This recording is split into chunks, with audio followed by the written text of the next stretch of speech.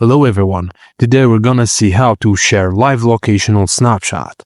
Firstly, launch the Snapchat and swipe right or to open the Chat tab. Tap on the friend's Bitmoji or name to open their profile. Scroll down to find the Snap Map section under the name. Tap on the Share My Live Location button. Select how long you want to share your live location, for 15 minutes, 1 hour, or 8 hours. If prompt, allow location access for Snapchat in your phone settings. Also, grant necessary permissions and tap OK to begin sharing. To stop sharing live location, go back to the same friend's profile, tap Stop Sharing to disable live location. Just note that unlike Snap Map, which updates when you open the app, live location shares your movement in real time with the selected friend.